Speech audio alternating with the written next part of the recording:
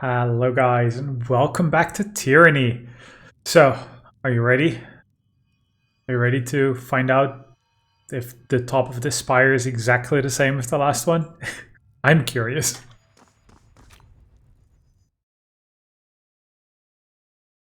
I imagine they're all like the same, right? Ah, not quite.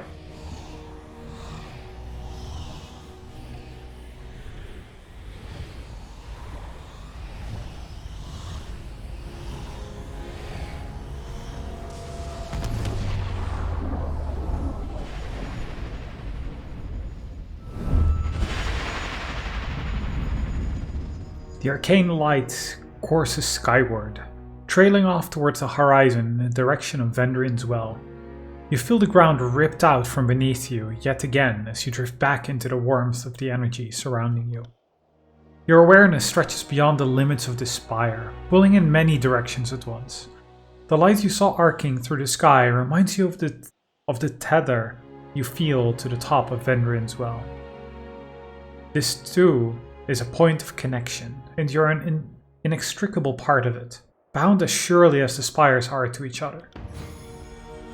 The Sunset Spire in Lethian's Crossing feels burdened by its age, as if a central linchpin somewhere in its core has weathered the centuries of oppressive weight and longs to topple.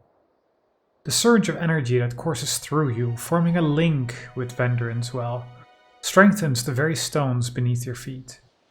The structural weakness you detected vanishes, replaced by confidence that could keep this tower standing for millennia.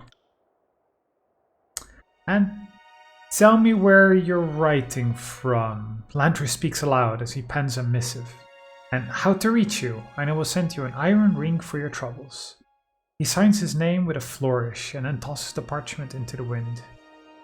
In the blink of an eye, the heavy currents carry the slip of parchment eastward.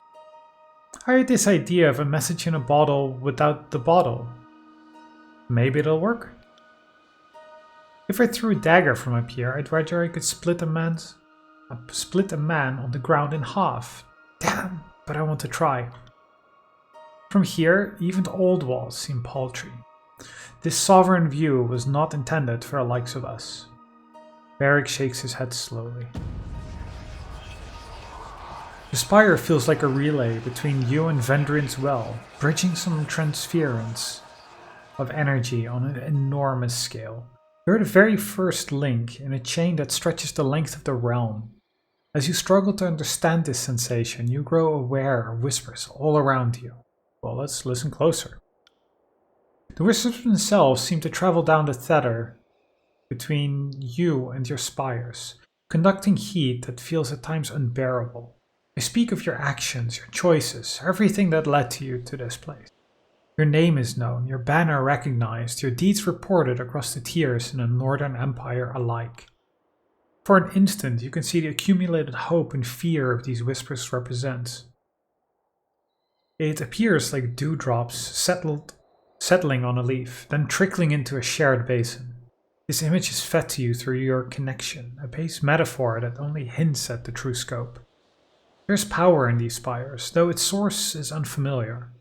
Were you to harness it, you suspect that nothing would stand beyond your reach. Unlocking the spire seems to have opened some deeper connection. I don't know what you've done, but standing near you warms my rusted plates, makes me feel lighter somehow. Curious, I'm noting something I also observed at the spire in Vendrian's Well. There's a mystic hum, and it has little beats when you walk. Tiny fluctuations when you talk. Unless my senses are deceiving me, you and the spires are mystically attuned to each other. Most fascinating indeed. A quill pen appears in his hand, and the old sage begins furiously jotting notes on his arm. You look taller, somehow, like you could command a dozen gangs without any challengers to knife you in the back. Well, our power has increased, and we acquired the Sunset Spire, where we can apparently... It's also funny that we got number 1 and 3, I guess, but okay. So we can create a library, training grounds, forge, and an infirmary. So a forge upgrade. The forge upgrade allows you to improve weapons and armor and forge powerful new items. Once built, resting in any spire grants a bonus to armor, parry, and dodge. Constructing a library on the spire allows you to research magical knowledge, edicts, and artifacts. Once built, resting in any spire grants a bonus to lore and magic skills. Well, guess which one I want. A training ground allows you to recruit all the finest skill trainers. But can't we? Oh, we can recruit specific people to this one.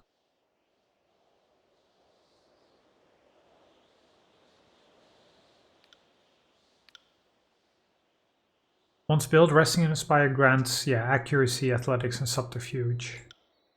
An infirmary allows you to brew potions and other consumables. Once built, resting in any spire grants a bonus to endurance, will, and magic defense. Well, I think I have to go build a library.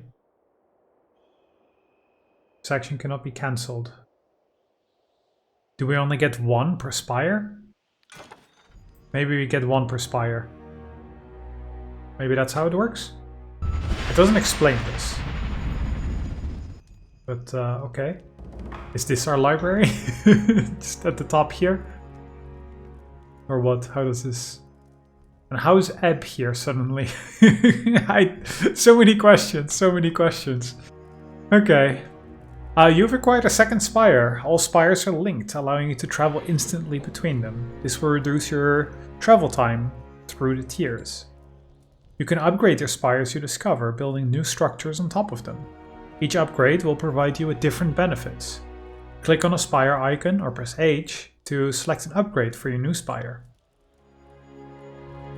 Upgrades take time and money to build and money to maintain. If you no longer have the money to maintain an upgrade, it will be suspended and you will no longer receive its benefits until you are able to pay its maintenance cost. Interesting. There are 5 resources you can find in Kairos' tiers that can be used to power upgrades to your spire. There are scrolls, iron ingots, bronze ingots, alchemy supplies, and hide. Each upgrade uses different resources. So what? So this one, we maintenance cost of 2.5. Okay. And this one we can't build anything on, seemingly. Ah, so that's what that scroll is. I see.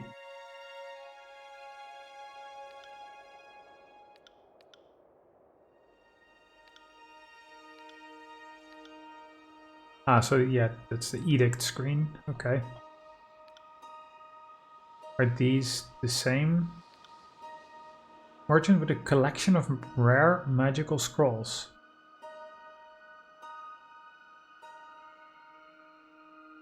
I'm wondering what these skill trainers do. Do you just like pay them and then you increase your skill a little bit? Who regularly provides scrolls to further research. Control fire and control emotions, okay. Control gravelight and control illusions. Control gravelight? That sounds... What? How? I'm curious about that now. So maybe for now we don't hire another trainer because seemingly we'll need money.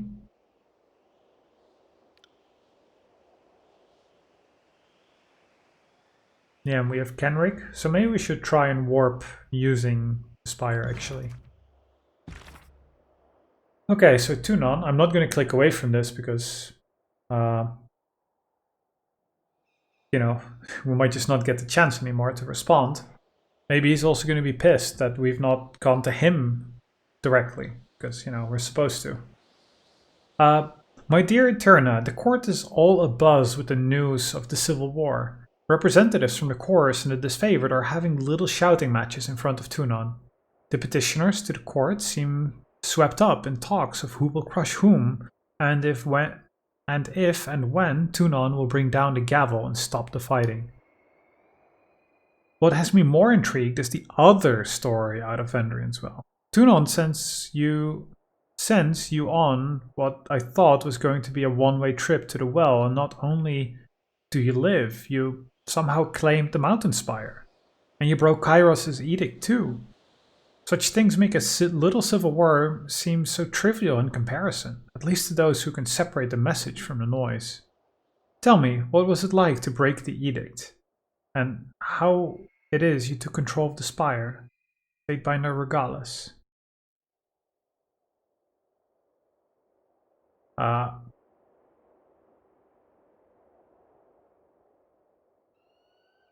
Well, do we know Rogalis? I mean, we know he's in Tunon's camp. Downplay the event? I mean, I'm just like, this game is all about, do you say everything or not? Do you share the information? Because the game really points it out that you shouldn't always just state things. So respond with questions of your own.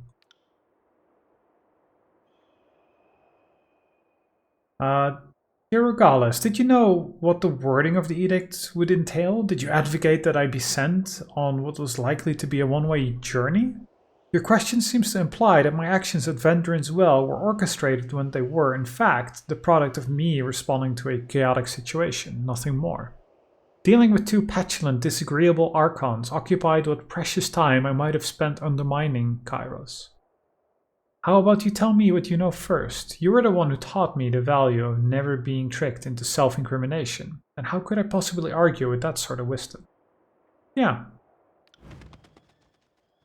I like that response.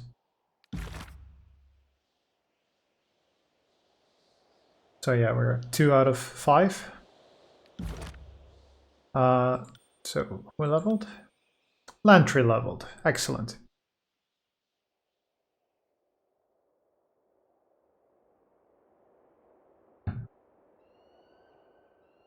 Magic defense. I'm just wondering if we all just need a little bit more health.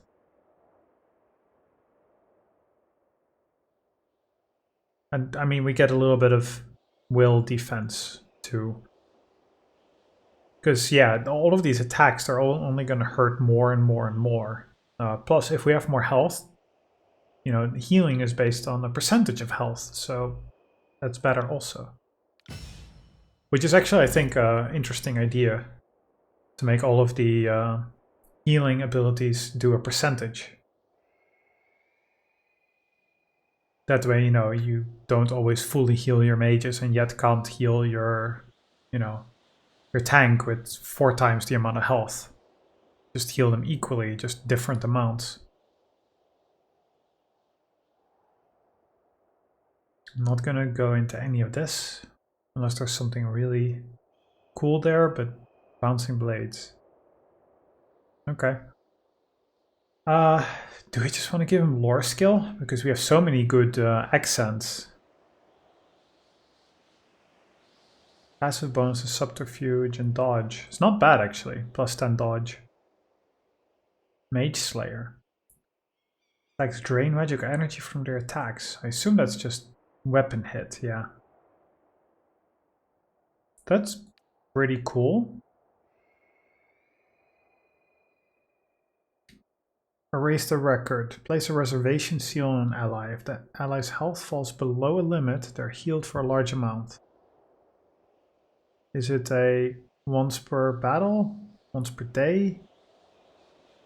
Just 30-second cooldown. That's actually excellent.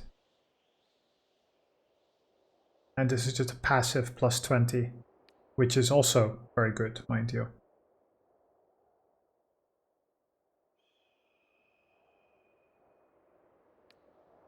I think we have to kind of go for erase the record.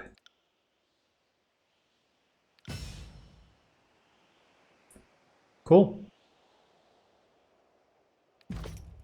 So how about we set up his hotbar?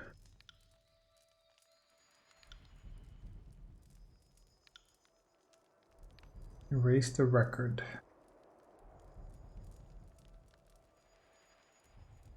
Yeah, his hotbar is a little messy.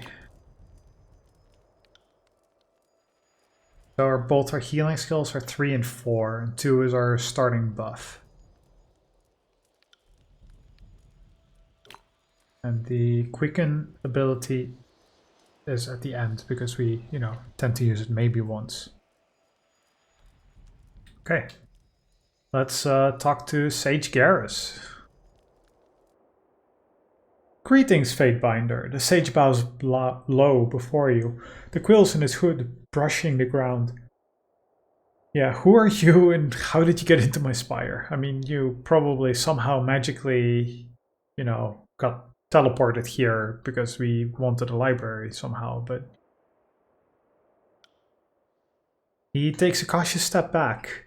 Garrus, I'm your scribe and researcher. I've heard great things about you, about this place.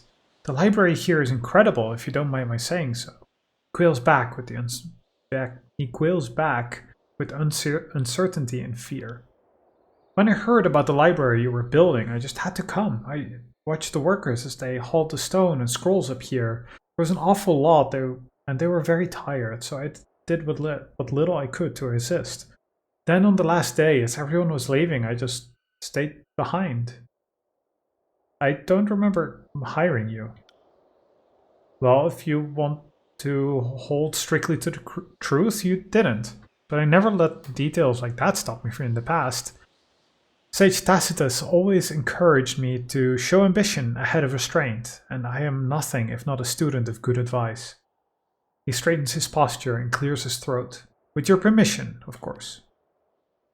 So you just invited yourself into the mix? Lantry wipes his brow, leaving a sepia streak. Ah, such foolhardy initiative reminds me of a younger me. Somehow that's a very difficult sentence. It's amazing I still have my teeth, considering what a fucking twit I used to be. Oh, who am I kidding? Still am. So why are you here? I take it you'll need someone to organize this collection of scrolls, someone to catalog new texts as you discover them, and someone organize research efforts. As your scribe, I can do all three. In fact, I'm excited to get started. I've already started looking through your collection, and he cuts himself off in sighs. To be honest, I need the work. The Vellum Citadel isn't exactly up to its old standards, and I'm afraid there aren't many safe places where a sage can find employment during the war. So what can you research? Oh, any number of topics. Magic, alchemy, the history of the world. You have an impressive collection. Not as large as the Vellum Citadel, perhaps, but no sense in crying over burnt parchment. I've started compiling a list of possible research topics. Allow me to show you. So artifacts. So we need 8 scrolls. Or items with 2. And we also need 2... Yeah, so clearly we're going to do items whenever we get 2 recruits here and 2 scrolls. So it's a while off. Well, let's just spire worker. Spire worker. There's 2 items in here. Oh, that's just a lot of scrolls. Okay. Then maybe we should do artifacts if we're just getting 10 as a freebie.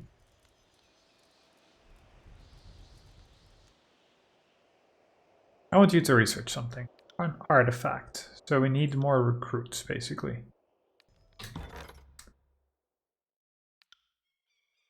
I wonder... It doesn't show you how many recruits you have now. It's specifically at the library. I was just wondering if we get recruits on this one. Okay, so interesting like system. This whole spire kind of feels like base building kind of situation. So currently we don't even have enough money to hire 2 people. Okay. Merchant with a collection of rare magical scrolls. A scribe and lore seeker who regularly provides scrolls. Well, I mean, that kind of seems useful. Like you know, pay up front and then you get more scrolls. But for now, how about we go with the merchant? Will appear the next time, okay?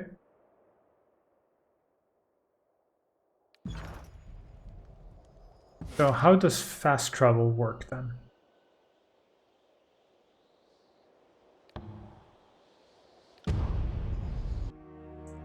Is there some screen I've just not seen where you can select one of the different spires? Because, okay, I want to go to this one now. How?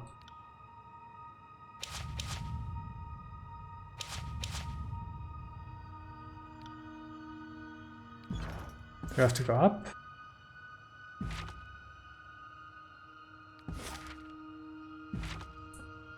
Oh, how about we just go up now? See if now the merchant is here. If this was enough, but seemingly that's just, yeah, how we do it.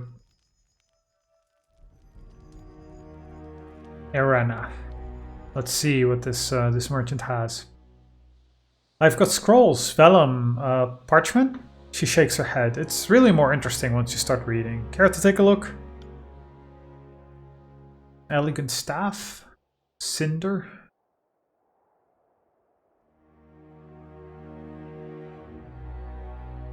It's a two-handed, but a two-handed what?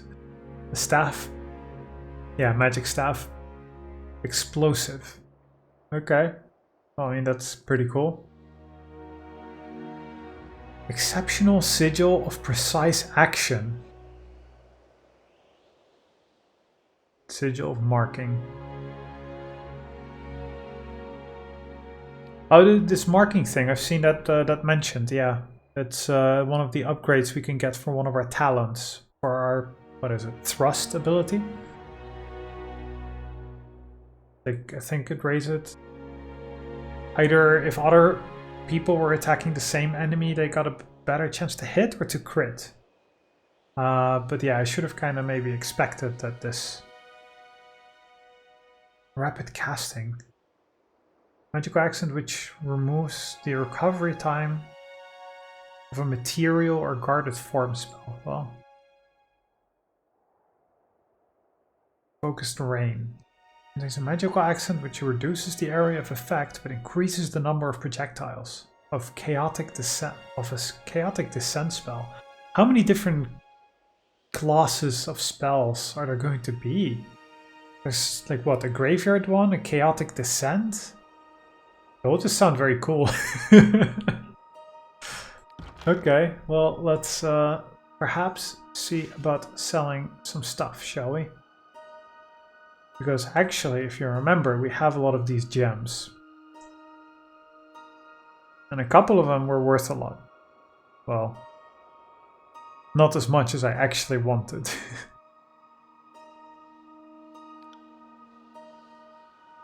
How about we just leave like one or two of each?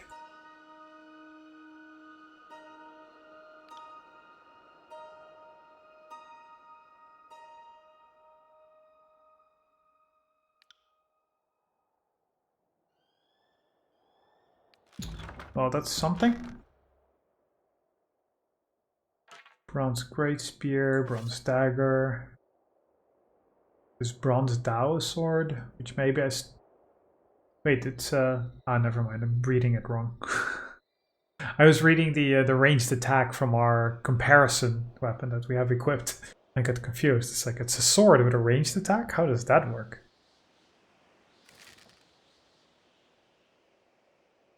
Your forged bronze spear. That staff. Both can go away.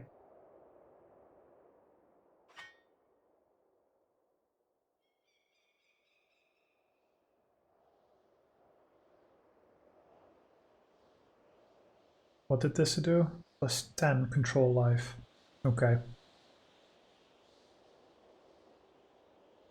That's not actually so bad. We got him a much more powerful one, but he heals a little less. Didn't quite realize that actually. Bronze axe. We have this bronze great axe. But is it one-handed? Two-handed, yeah, that's the difference.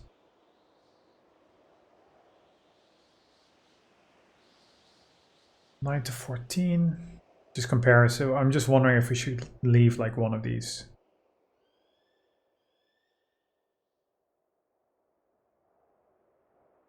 (14 to 18) crush. Probably good to keep a crushing weapon around, isn't it?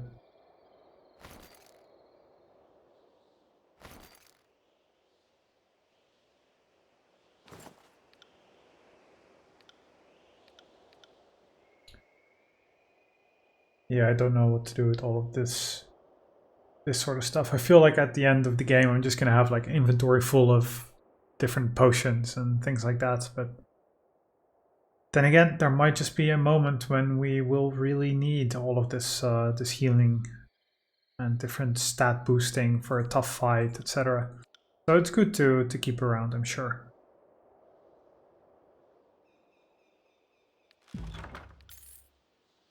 There, you have a lot of junk you don't care about. Also, there's a lot of lore that you need for this, which greatly increases the armor penetration of a spell. I'm sure it also costs like 30 lore or something. Increases the accuracy of a spell. That's also actually really good. Reach and grasp greatly increases the range. The strength greatly increases the strength of a spell. Oh, it's so tempting. I also kind of just want to... Oh, there's so much I want to do. I'm not sure what I should do first. Like get one of these really powerful... Yeah, maybe it's just good to get a really... Because we have two people... Well, we actually have... Everyone uses a bit of magic, but I'm sure nobody or not many can actually use that powerful accent because of the lore requirement. I'm just wondering if I should hire a second person for the library and then we can have him or her. Him? You know, research an item, find recipes for new items, which sounds kind of cool. Good thing to get started. It's kind of what I'm wondering. And I'm sure later we'll get a lot more money, clearly. So let's hire Velos. And now, can you already research? Yes. So research items. Awesome. So now do we also want to go over to the mountain spire? The motley of collections. Great camping supplies periodically. Many unique items for sale. I think that one is better. So now let's go go over there briefly. To the mountain spire at the top. It'll take 15 minutes. Okay, 15 minutes we can spare. Whoosh. Oh, this way we can also actually check how long the travel time is to tune on from this spire versus the other spire. Like on the map it didn't seem to matter too much, but... So we have Kenrick and we have Corpse Eye. And we have a place to sleep. Hello, Corpse Eye. Well, if it ain't the big bad boss coming to take a look at my wares. Handpicked from the finest of battlefield corpses, I can assure you. Scarlet Chorus members' milky dead eyes roll in their sockets as he bows deeply, mocking you. What'll it be, boss?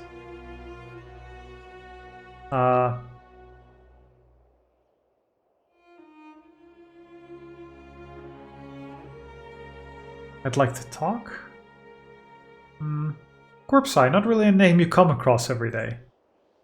Unusual? Yeah. His eyes, cloudy and scarred, bob unfocused in their sockets, and he grins at you, revealing several cracked or missing teeth. Fitting? You tell me. You can't shake the eerie sense that despite appearances, Corpse Eye is in fact able to see. After all, didn't you recently witness him fighting on the battlefield? Regardless, he doesn't seem to find his condition at all distressing. Just remain silent? What will that do? Gain favor. Got a real talker on our hands, have we? No matter, I'm real good at filling silences. Corpse Eye hums to himself, off key, one filmy eye drifting to the side as he bobs his head to the tune. Okay. I'd like to talk. Sure, boss, you talk, I'll pretend to listen. I prefer one-sided conversations with figures of authority. It makes it real easy for me. Okay, so let me see what you have. Ooh, a scythe.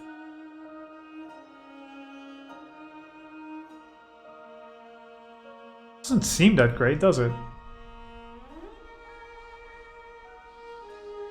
14 to 17. I mean, it's one-handed. I guess 14 to 17 slash is actually pretty okay. Spine bow, Crimson Great Spear. 22-32 pierce. Yeah, that's some damage. Superior Scarlet Fury armor. Spear gauntlets.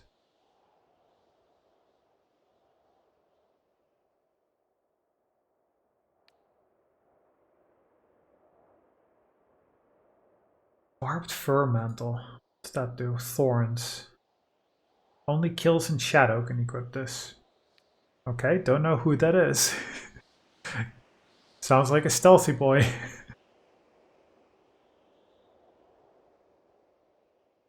+7 accuracy is pretty cool. 1.5 armor. Well, it's better. So this is light armor and this is the heavy armor.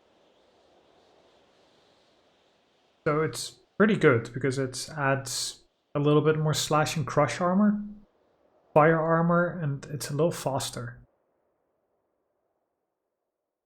So eventually we're going to replace some of the the armor that he has. Eventually. But for now, I think all we really need is some weapons for verse. How about you actually have to?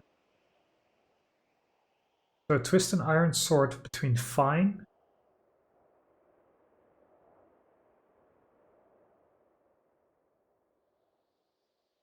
So it is just one-handed and it's only comparing to the bronze dagger for some reason, okay?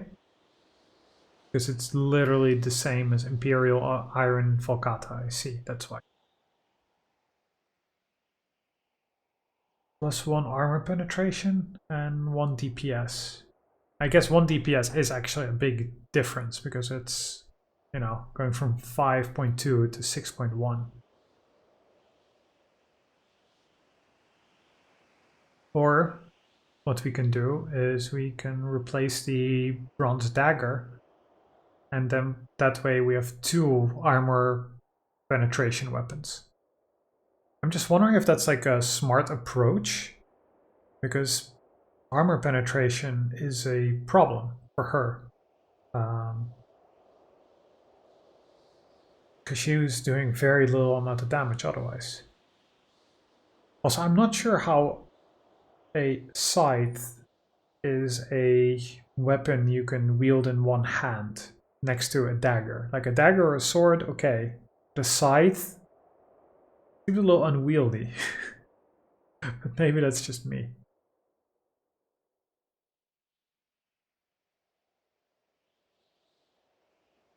Which also has 7 armor penetration.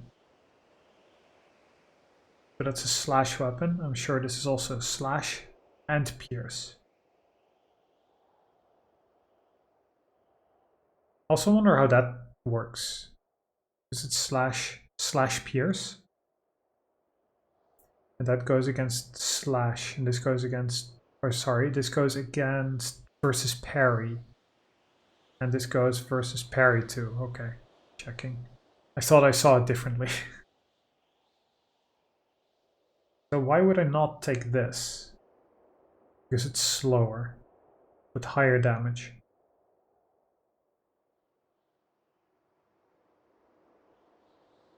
Maybe it's smart to get her a good weapon.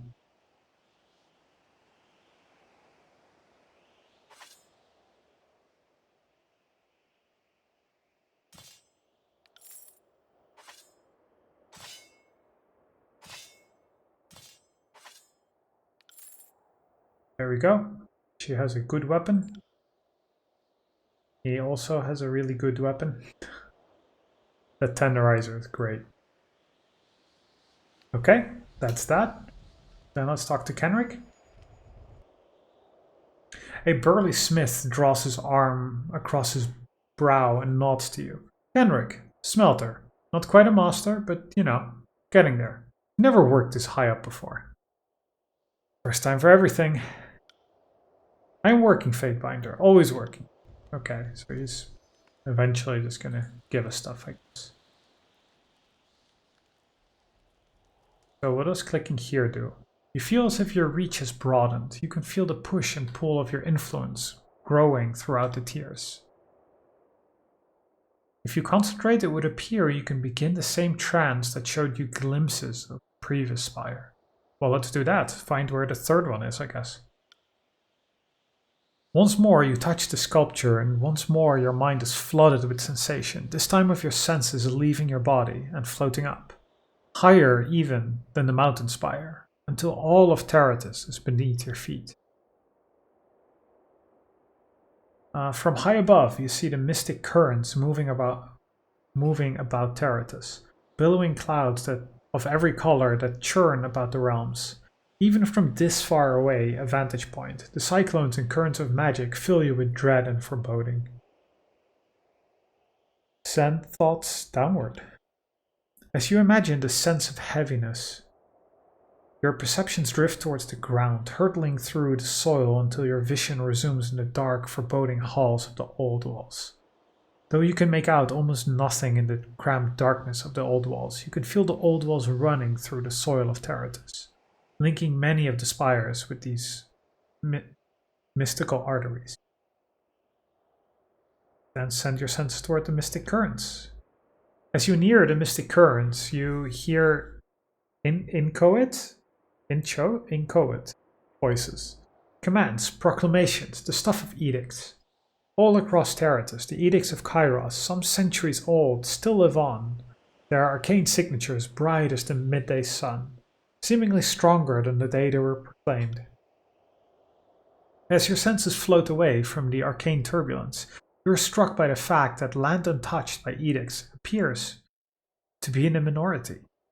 Even lands long ago conquered by Kairos are still haunted by edicts, whether because they still linger from the olden days of conquest, or if they were cast more recently to suppress rebellion. Cast more recently to suppress rebellion, I guess. Suppress rebellions. Your senses cannot glean. So let's step away then. Okay. Then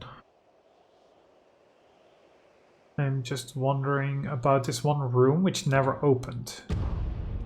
That was down here.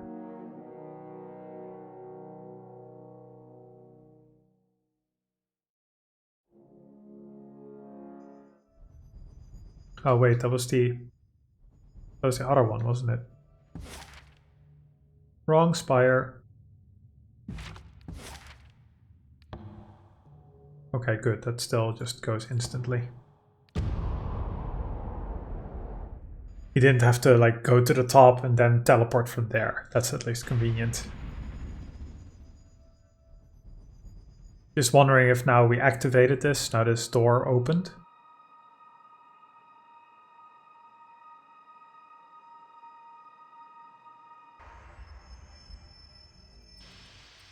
Probably not, mind you, but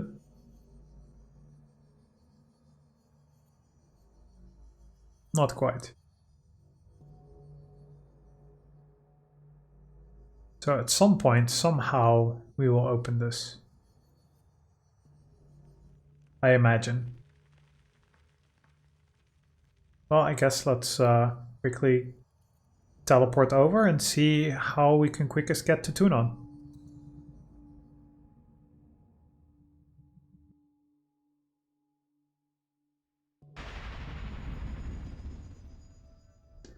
Let's quick save. And to go to Tunon's court will take 1 day, 17 hours. From here it looks closest.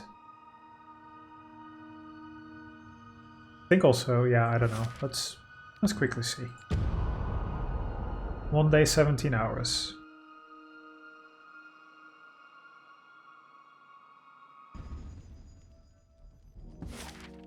Or it will take 1 day, 17 hours, okay. See, this seems longer to me. But apparently it does not matter.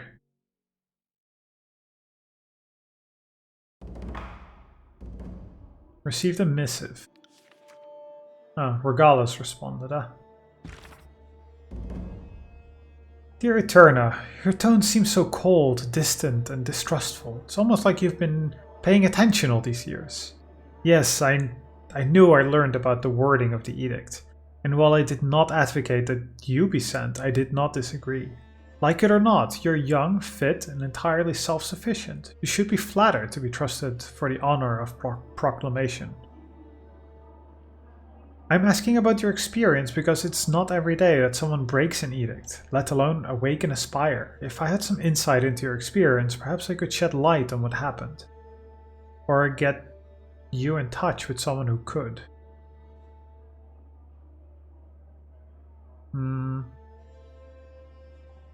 I mean, yes. I mean, this is so based on like nothing.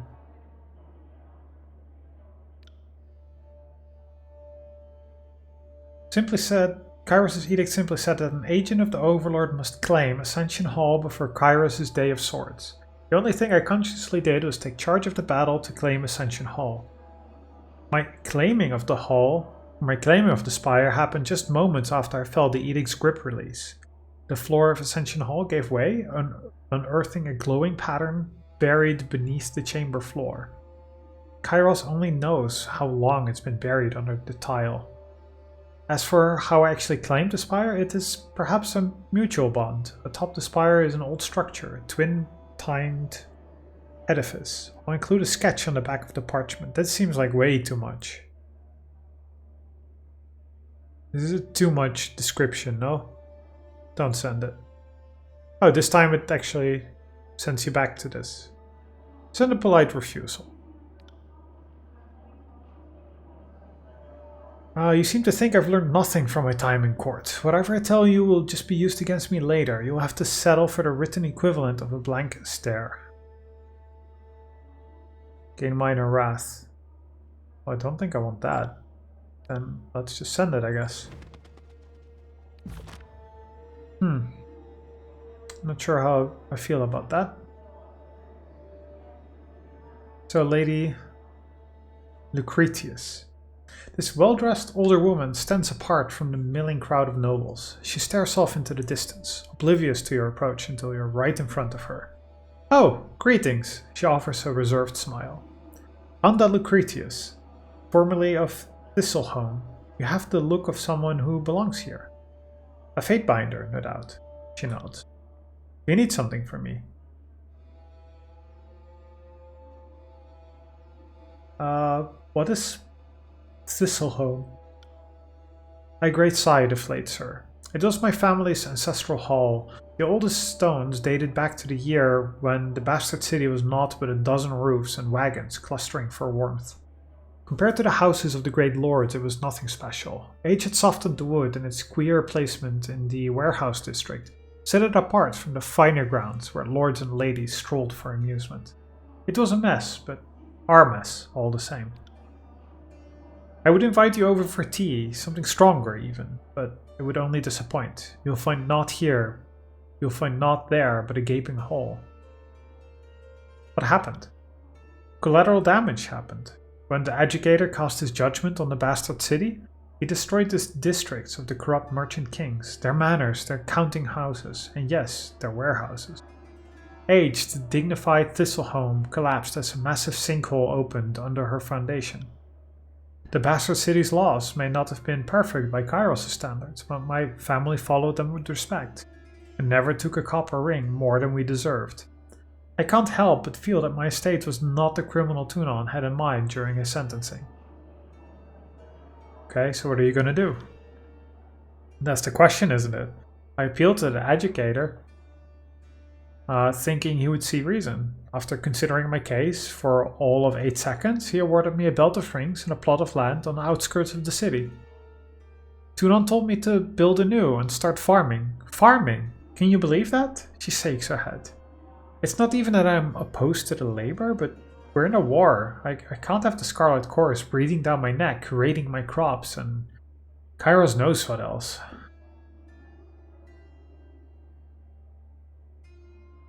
Well?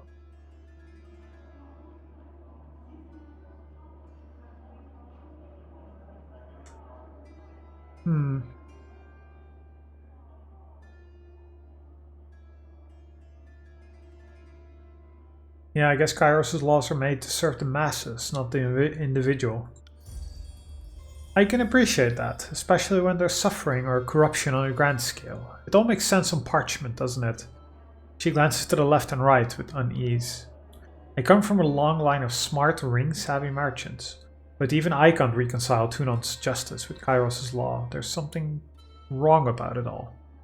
Maybe Tunon knows something I don't, or maybe she trails off, shaking her head in doubt. You presume to know more of justice than the adjudicator? No, it's not that at all. I'm saying I don't understand Kairos' law as well as I thought I did. Maybe none of us do. People come here for justice. They usually get a version of it, but it's Tunon's version, not theirs. Half of the time they don't even get what they wanted out of a ruling in their favor. She shakes her head. The deed to a farm, for instance. Not to put my own ignorance on display, but if more people knew how Kairos' law worked, they might not come here seeking a ruling at all, even a fair one. Tunon is a servant of law, but he's the Overlord's vassal as much as any of us. Sometimes it seems like he uses his position to twist everything in the Empire's favor. We're just pieces on a board, and he can move us wherever the law justifies that we stand. That doesn't sound, well, legal.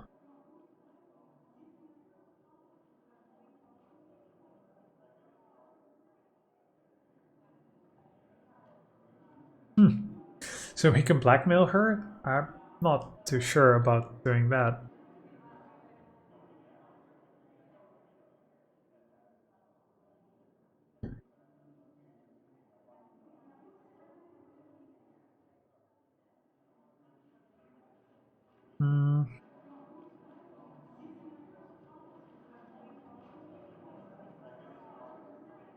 I'm not sure what to go for here. Again, it's one of these, you never know if this person is going to end up mattering later down the main storyline. So do you want to like help, say something good for her?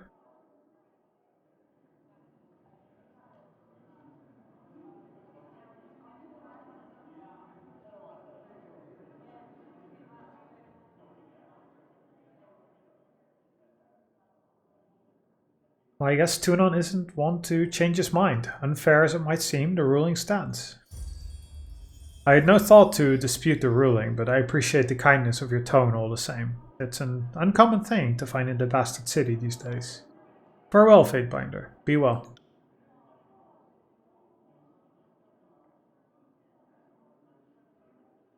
Now that's a lot of other... Oh, there's Rogalis, who we just sent a letter from here. But okay. Sure. Let's see what we're all looking like.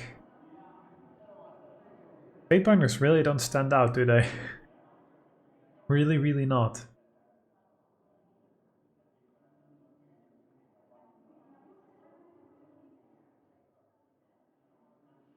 You call yourselves officers of Kairos' army, but your conduct falls short of my expectations. The court finds your accounts of Vendrian's well lacking, rife with misdirection and fallacy, fouled with baseless accusation. The shadows beneath Tunon's cloak darken and flare around him. Murmurs of unease erupt in the court. Well, I guess let's just listen. Albatronas. Your Honor, I have relayed the events as I experienced them. You can well imagine why my version conflicts with his. She makes a dismissive gesture to the Scarlet Chorus representative. On my honor, and on that of the great general, I would sooner snap my sword than perjure myself before you, Archon.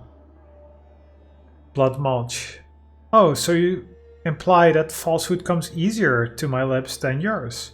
You're a fool if you believe the Archon of Justice won't see through your lies because the disfavored think themselves better than an honest gang. Silence. The contradictions in your statements will be examined, and falsities threshed from truths. If we find you have perjured yourselves, Bled and Mark will see to your fate. Bled and Mark? Bled and Mark is Kairos' knife in the shadows, the unseen drop of poison that enforces the Overlord's will. He reports to Tunon the Adjudicator, serving in his capacity as the final word to those who hold Kairos' law in contempt. If you know the origin of the Archon of Shadows, or how Kairos maintains a hold on him, those who anger the Archon never live long past sunset. The Archon turns, and you feel his gaze upon you. Fatebinder, we will start with the matter of the Archons. Graven Ash and the Voices of Nerat have declared war upon each other. In addition to violating Kairos' peace, they have thrown the conquest of the Tears into disarray. By all accounts, these hostilities began shortly after your arrival. Tell us what transpired. Well, I don't frankly know. Someone betrayed someone else.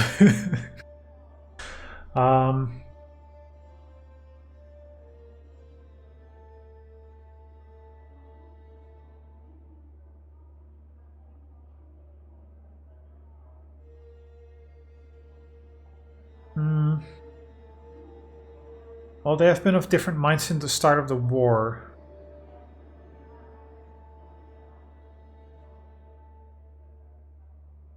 I guess, yeah. I mean, that's fair. It didn't just start at the who should lead the siege. Your perspective is appreciated, but the dispositions of the two Archons are already a matter of record. Loyal subjects of Kairos have drawn blood from each other, a cardinal crime. Something happened at Vendrien's Well to trigger this feud. The disfavored were more deserving of the honor. Our tactics and training outmatched the Vendrien's guard at every turn. What balderdash! The disfavored couldn't tip over a straw hut if they had a week to strategize. Our howling mob was better equipped to overwhelm Vendrien guard. Our recruits were ready to throw themselves at the enemy if only Ash and his legion would agree to a plan. The Fatebinder presents testimony. I warn you both against speaking out of turn. Something more than a mere disagreement unraveled this campaign. But I will return to that in time. So I wonder, because the leader from Vendrien's guard did ultimately say that it was Graven Ash. No, that it was the voices. No, it was. Oh, I forget now. I forget who they mentioned. One of the two Archons who like played with them, and I think it was the Voices of Nerat, right? Let us speak of Ascension Hall. From all accounts, it would seem you were instrumental in its capture, or so the petitioner of the Scarlet Chorus testifies. The disfavored commander has a dimmer view of the matter. Lend me your perspective. Well, I joined with the Scarlet Chorus. We took the Citadel with an unstoppable advance. The edict meant certain doom if the siege failed. So why, when your survival depended on it, did you join your strength to the Scarlet Chorus and not the elite disfavored? The Voices of Nerat was willing to win the Citadel at any cost. Ash values his army more than his duty.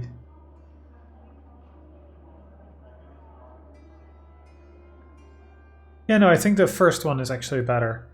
Petty squabbles clouded Graven Ash's judgment. He was too mired in assaulting the voices to conquer the Citadel properly.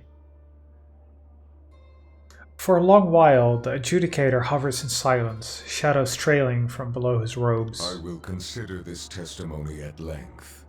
The court thanks you for it. Is there anything you wish to add at this time? Your testimony is accepted by the court. The statements of our guests raise questions in my mind. There is much about this campaign that has caused me to wonder. A shipment of iron weapons was short on arrival. Where coveted iron is concerned, I don't believe it to be a clerical error. One of my agents recovered this seal in Echo Call. It belongs to a merchant collective. Lethian's Crossing is teeming with their kind. If you would root out treachery, I would advise starting there. Petitioners, leave us. I would have a private audience with the Fatebinder. Ascend and join me. You will find the way opened. Poof. Okay. I guess that's over here. Should we actually talk to Rogalis? I don't think we know Kalia or Nunoval. Fatebinder, you return. Rogalis looks you up and down with an inscrutable expression. You look as if you have questions for me to untangle. Ask. I'm feeling generous. Can you tell me about the old walls and the Bane? Because the old walls seem very relevant with the spires. With which should I start? Well, old walls. We know little enough about the ancient structures, save that they predate all historical record. The forbidden ruins crisscross the tiers and north alike, centuries before we raised our cities. The only one old enough to guess is likely Kairos. Tell me about Bane. I don't know what Bane is. The Bane are found in the old walls, but much of their defining qualities still escape me. They are creatures of smoke, claw, and fang. If you find yourself unfortunate enough to fight one, remember that spells are effective against them, but grab the attention of others lurking near. Okay, talk about something else. About the sages? I will not speak of the sages. They are no better than charlatans and cons, wholly selfish in their ill pursuit to hoard all knowledge from others. They are self-blinded by their own deceptions and clever manipulations. They alone caused their own undoing and are solely to blame for the burning library, one of the most grievous of wrongs in the known histories for which they can never be forgiven. Okay, well, farewell. Let's just walk up.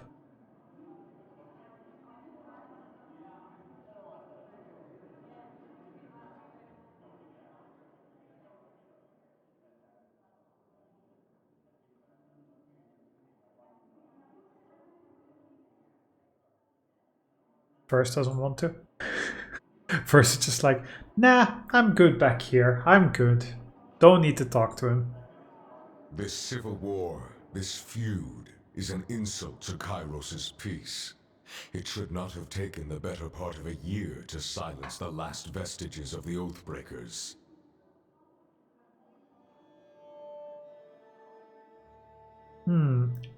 I guess that's true. They did seem fairly weak. Our allies squabble while our enemies regroup. It falls upon the court to measure the extent of the damage and to execute the agents of disorder.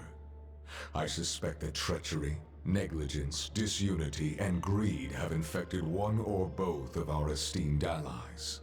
Until you are instructed otherwise, this matter is the court's primary focus. Okay. Graven Ash and the voices of Nerat must be examined in close detail. You are charged with observing the Archons and presenting your case that one of them has wrought chaos and disorder upon the tiers. Could they both be guilty? It's possible, but the momentum of the conquest up to this point suggests otherwise. The failure at Vendrian's Well implies a coordinated will behind the chaos. As always, you will be held accountable for what you do in the court's name. But you are free to conduct your investigation in the manner of your choosing. You must expect lies, misdirection, and manipulation. Suffer not such obstructions of justice. They say the voices of Nerat holds you in higher regard than most. Use this alliance to enter his confidence. It seems unlikely the Archon of Secrets is more honest with friends than with rivals, but to his friends, he has been known to divulge much. The disfavored will likely be less cooperative with your investigation. They will no doubt assume Graven Ash's honor is beyond reproach, which is all the more reason to scrutinize the Archon of War closely. And if the ironclad forces discourage your inquiry, I charge you to make them talk. Speak their language of battle if you must. Interesting.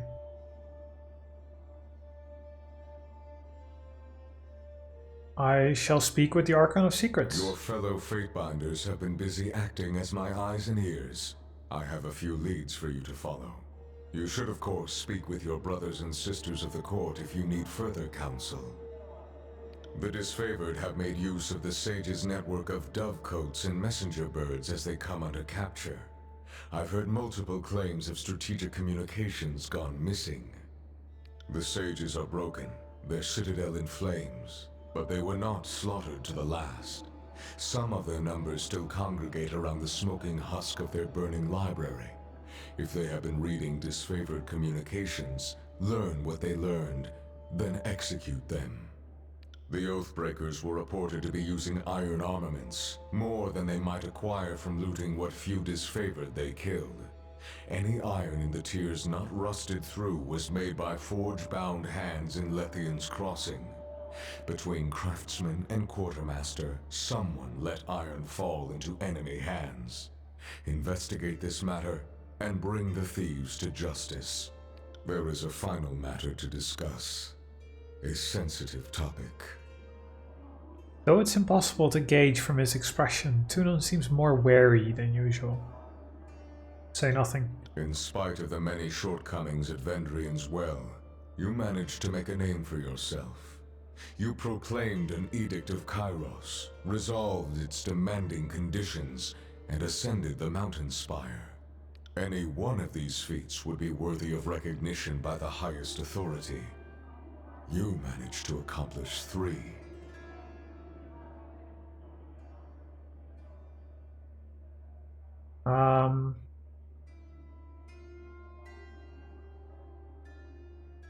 I'm in a privileged position to accomplish incredible deeds. It pleases me that you grasp your role, as long as you temper it with a sense of duty. Whether by design or by accident, you have captured the attention of Kairos' army and the local tiersmen alike. This is no small opportunity, and the court charges you with exploiting your new standing to its fullest potential. You have a title in our hierarchy. However, it's a little-known secret that one's standing in the world is determined by their infamy, their deeds, and how they come to be known. Mind this notion as you bring justice to this lawless frontier. There may come a time when your deeds speak for you louder than any title. Whatever you did to capture the attention of the masses at Vendrian's Well, I would encourage you to do so again.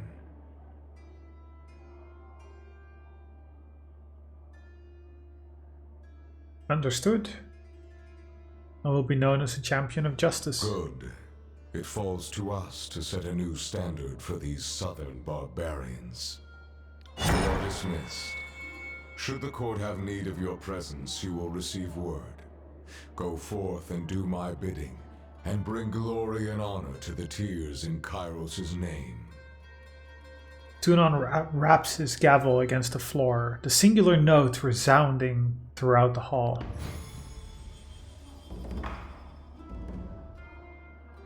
So, Verse just leveled from talking to him. And he just kind of disappeared. Oh, he just moved over there again. Okay. It's weird to me how we didn't mention that the, Oathbreaker or the Vendrian Guards commander told us who they were working with. Like, why would we not mention this? Like, this seems crazy to me to not mention. You return. It is gratifying to see that the war has not caused you to forget your roots. The Blenheim Mark. Yeah, that's his assassin, I guess. I wish to speak about matters of law. Then you are well situated, for my court is the legal heart of this corrupt and uncivilized realm. Oof, okay. We're into the dialogue now, boys. Remind me how the Overlord's name may be used. It is not forbidden to cross one's tongue with Kairos' name, but it behooves one to use caution and respect. The Overlord's name is not yours to give, whether to progeny, product, location, or abstraction. Slander of the Overlord is punishable by death. There's only one Kairos, and her name is Safeguard. No one may say Kairos and have it obfuscated by a second meaning. Let us talk about, I'm curious about the restriction on forbidden knowledge. Let us discuss the Old Walls. The Old Walls are forbidden, as are their contents and their denizens. Owning any item from the Old Walls is considered trespass, regardless of how it came into your possession. Mind that in the course of your travels. As the Old Walls extend across much of the tiers and Northern Empire alike, Kairos permits her servants to pass only where she has sculpted the landscape to permit traverse. Under no circumstances are you to enter a breach in the Old Walls, even for a task as innocent as crossing to the other side. Okay, so there's something very sneaky and bad about the Old Walls. So I think ultimately we're going to go against Tunon and Kairos and like the old god or something. It's going to be something crazy like that, no? So remind me of the Magician's Folly. Practitioners of the arcane arts must be sanctioned by one of Kairos' guilds, such as the Blood Chanters or the Forgebound. Rogue magicians with a tenuous grasp of unknown powers will not be tolerated. Okay. Quotas and sharing. The harvest blooms and blights by the will of Kairos. In times of lean, you will be fed. In times of wealth, you will feed others. This law is a sizable category unto itself, serving many needs at once, trade and tax being only two examples. The broadest intent of the law is to empower Kairos' subjects to care for their neighbor and expect care in return. You might take note of the law's application to trade. A merchant's right to peddle their wares is defined by the permits granted annually. The regional authority has the right to decide if a merchant sells cabbage one year and sandals the next. Anyone breaking through the restriction is subject to immediate forfeiture of their assets. What about the restriction on forbidden knowledge? Kairos herself sets the standard of what can and cannot be known. These restrictions are rarely enforced, but they are worth taking into account. So how do you know? During the war, for example, Kairos deemed the knowledge of the Vellum Citadel taboo. No one may possess the wisdom of that fallen repository, save Kairos herself. Calling it all taboo seems a bit like overkill, but to play Kairos' advocate, the world would hardly be safer if all had access to the lore of making poisons or the art of arming brigands in fine bronze. So am I beholden to these laws? Yes. That should not be in question. We're all subjects of Kairos. Her laws define and regulate our very way of life. With that said, as an agent of law, you are granted more leeway than a soldier or citizen. You may find yourself compelled to commit morally questionable acts in the name of Kairos. If it serves the court's justice, much may be forgiven. That's all we needed to know, really. Okay, no more questions. So now I think they wanted us, or he wanted us to talk to the other Fatebinders.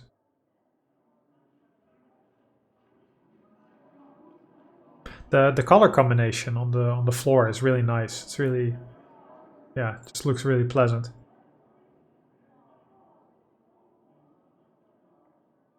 Fatebinder, you return. Regalis looks you up and down. Again. Well, nothing else new there, really. Fatebinder Kalio. Eterna, I see you've returned to our fold. Your exploits in Vendrian's Well are the matter of some discussion. The Fatebinder of Balance regards you with a discerning eye, and for a moment you feel as if she is trying to peer into the very depths of your mind. What can I do for you?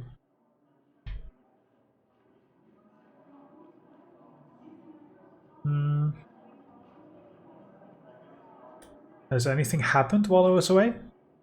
There have been whispers that Karen grew disloyal to Graven Ash's command during the campaign in Azure. I took up the mantle of investigation near Plainsgate, and judging the rumors to be true, dispatched Karen by proclaiming Kairos' Edict of Stone. The very earth turned against the traitorous Archon, as the region split asunder in righteous judgment. Okay. So have you been spying on me?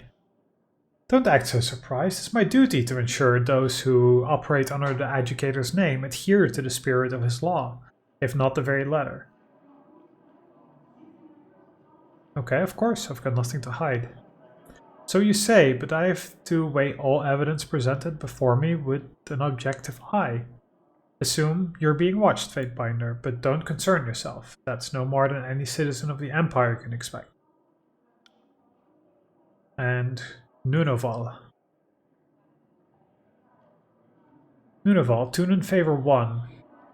Ah, Eterna, you return, unscathed and more acclaimed than ever, as seems to be your way. The Fatebinder of War claps you good-naturedly and with an excessive strength on the back. Come, you must regale me with all that your journey has held. I could use a moment of respite between friends. He regards you with a warm, boisterous smile. Speak as you wish. I'd pay a boar's weight in rings to know your thoughts. He rakes a hand through his thick red beard and offers you a grin. Tunon's masks. They can be rather unsettling, can't they? Even to one such as me, but I can assure you, the innocent need not fear their objective, a motionless gaze. The silent face, the face of resolve, the face that is no more. Okay, let's ask about all of those. Silent face is the face that Tunon shows to us now, and for that we are fortunate beyond belief. The silent face is a patient face, a face for listening as Tunon presides over all matter brought to the court, taking great pains to ensure all sides of an issue are heard. So what about the face of resolve? Tunon's last known dawning of the face of resolve was the moment he judged and called ruin to half the districts in the bastard city. Since then, he has ruled our northern tier justly, calmly, and with efficient diplomacy. So what about the face that is no more? Tunon is said to have worn a third mask in aeons past. I've heard rumor that the face displeased Kairos and thus was destroyed, as happens to all persons and objects that displease our overlord. So have you seen him change masks? Well, clearly not. In the way that you or I would change our raiment? No, not as such. And yet I have seen the masks shift. They switch without the educator or anyone so much as laying a hand on them. It's not something you can watch unfold. After a time you merely realize it has already happened. Interesting. Okay. Well, I think we well, let's double check. So we need to go both. Okay, so Vendrian's Well. It's just we have Seats of Power. So we need to go to Cacophony to speak to the Voices of Nerat. And also, there are several mentions of going to the Vendrian's Well to talk to the merchants. Oh, the Blood and Mark. Welcome back, kid. Amusing as it would have been to watch the edict dropped. I guess I'm glad you lived. Archon of Shadows rouses from a faraway stare, turning to face you with a wry smile. Though he stands still, he seems to sift in and out of the shadows that shroud him. You've gained wrath with Bleedenmark. You've lost favor with Bleedenmark. Sided with the Scarlet Chorus, huh? You like secrets and trickery. The Archon gives you a long stare, punctuated at the end with a short sneer. Okay. Let's see.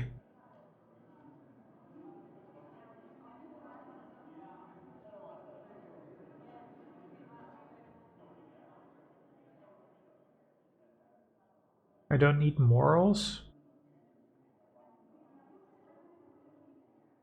No, time was of the essence and Ash was slow to act.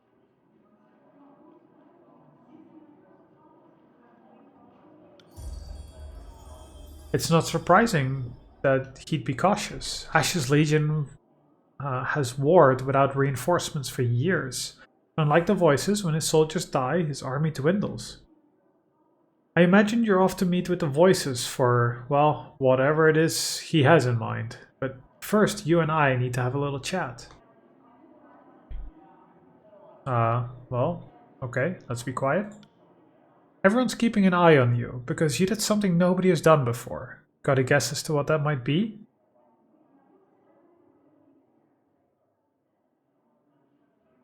I'm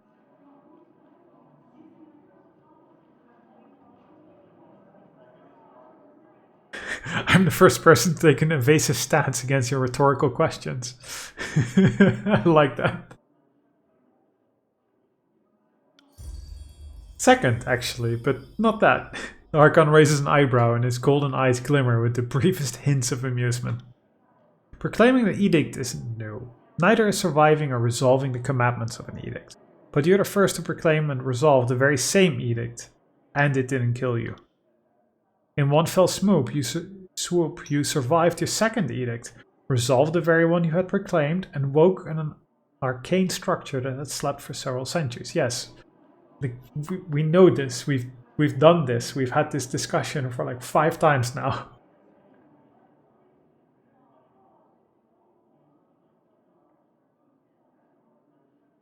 And now I go on your short list of people who stand out as potential problems?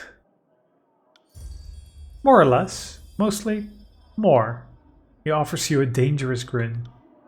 I don't care what you do with the information, but you should know the danger you're in now, that you've put yourself on the map. When you're dealing with the Voices, don't forget that he'll be doing everything he can to figure out what makes you different, and how he can use it for his own gain. Yeah, so everything is an information war. Also, it makes me think that earlier the missive we sent, if you know, one faction is taking that information from the missives, was it the sages which were capturing them? Yeah, we should really keep all information to ourselves, I guess. When you he'll be using it for his own gain. Thanks for the advice. The Archon of Shadow strokes to you in farewell, but his golden eyes are alight with interest as he watches you. Sorry, I can't. He doesn't seem so bad. He seems pretty likable, you know, as far as it goes with someone who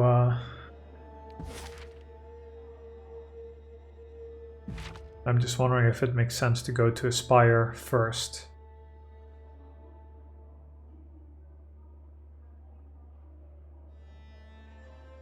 I guess let's go to the Spire first. Ah, so apparently Mountain Spire first and then teleport? Okay.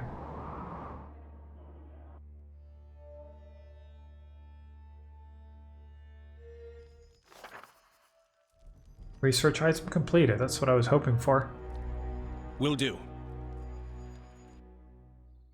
How may I serve you today? What's the status of research? I'm happy to say I've made great progress. He beams at you and exhales a welcome breath. Allow me to show you my finding. Recipe, Azure Bell. Allow you to make Azure Bell with access to a Spire Infirmary upgrade.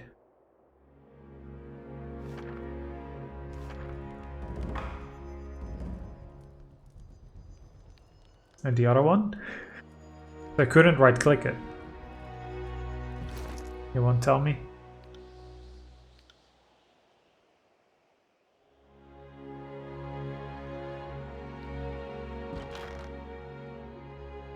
House seal.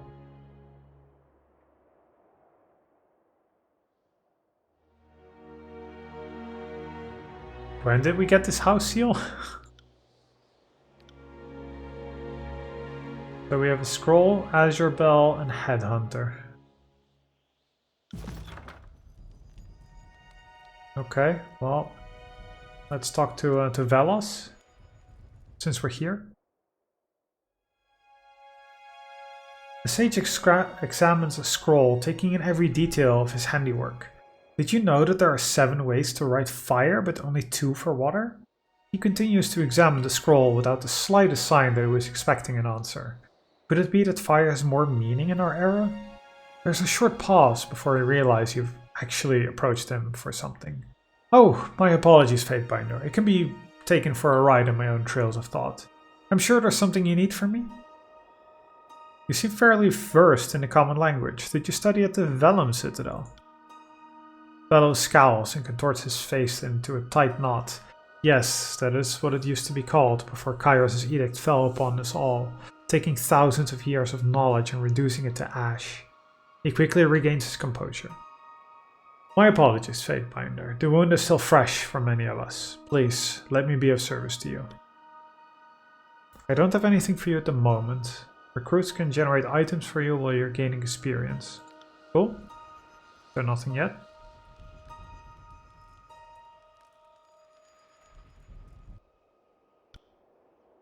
I assume this is all our stuff still? Yep, pretty much.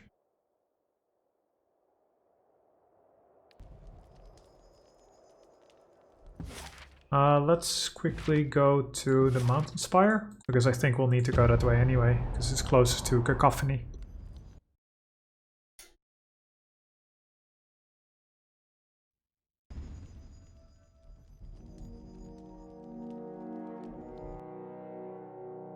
Forgebound, favor 3. A pity that I make weapons and never get to see the enjoyment you take. What do you need? You have something for me ready? He nods. Let me show you what I have already.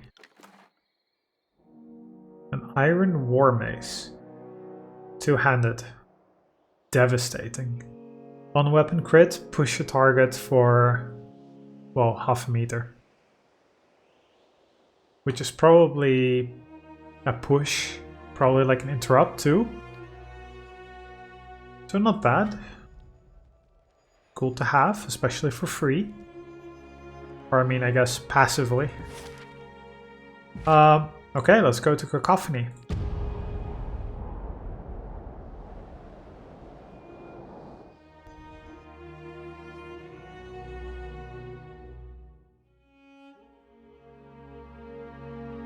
I'm still thinking that Tunon mentioned so much about going to the merchants in Vendarin's Well that we should figure out who the thief is and who's supplying, etc. Yet the main storyline is just literally go talk to the Archon.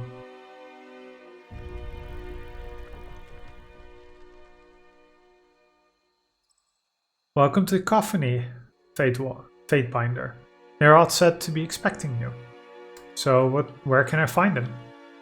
Northeast corner of the camp, near the only real buildings left. If he's not on his throne, he's wandering not too far from it. Okay. Well, let's randomly go loot stuff, I guess. Blood-soaked mantle. Weil has wounds.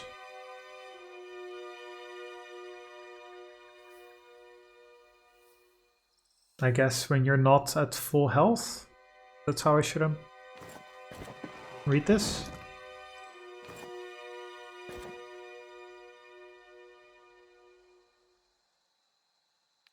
I'm just thinking this would be excellent for him. Because he's usually gonna be, you know, wounded. Because he'll be tanking. So him doing more attacks seems Can't do that. perfect.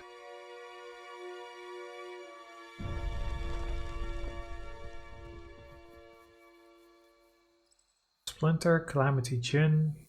Oh, so many names.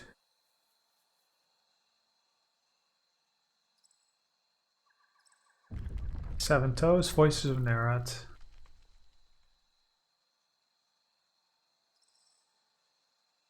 The voice of Nerat regards you with an unreadable expression. Fatebinder, what a pleasant surprise. We were observing this mound of insects and comparing it to the siege of Vendrin's Well. This particularly fat beetle under our thumb represents Graven Ash. Doesn't he squirm beautifully? As if proclaiming and resolving the same edict weren't impressive enough, you found the temerity to reject Graven Ash and support our right to conquer these lands. You deserve a just reward when this is over, but it's too early to congratulate ourselves while there's plenty of war still to fight. What do you need to know? We're dizzy with answers. I'm sure. I'm also just honestly wondering if now we will mention the fact that, you know, the previous commander told us that you know, we're playing all the factions. I want to ask you about your power. You're a remarkable person. We must concede to your flattery, but we can't boast anything as credible as power, can we? The green smoke behind his mask forms a crude smile. Yeah, so this... through powers you can't begin to understand, the voice of Nerat steals the minds and knowledge of his victims. You know this happened often during the campaigns against the Tiers. What he gains from this ability, beyond his apparent madness, is anyone's guess. You know better than to ask him about him. You know better than to ask him about it directly. So it's saying that we shouldn't do that.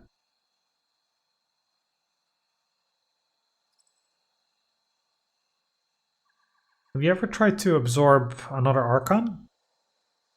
It amuses us to no end that you would bring that up. A brave question, full of meaning, of questions, of challenge. The Archon makes a determined fist and stares at you. We have had occasion to execute an Archon or two when Bled and Mark was unavailable.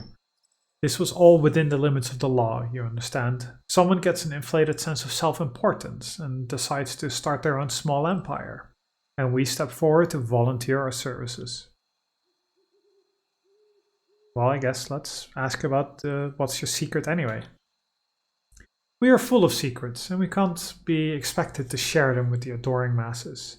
We're certain that you have a few of your own, and wouldn't want them brought to light.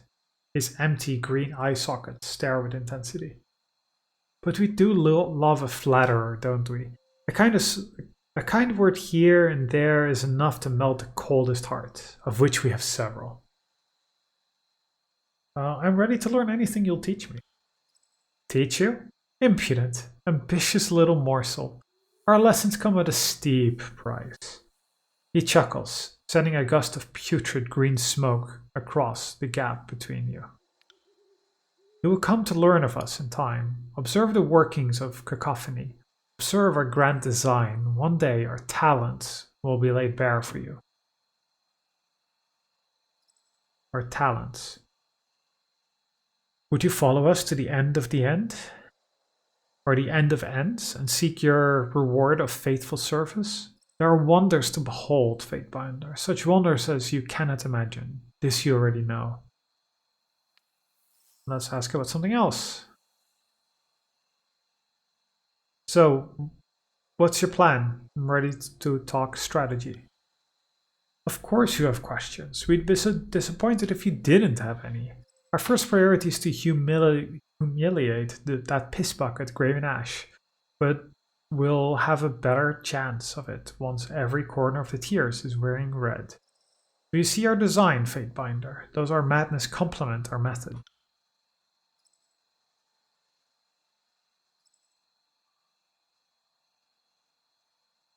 Hmm.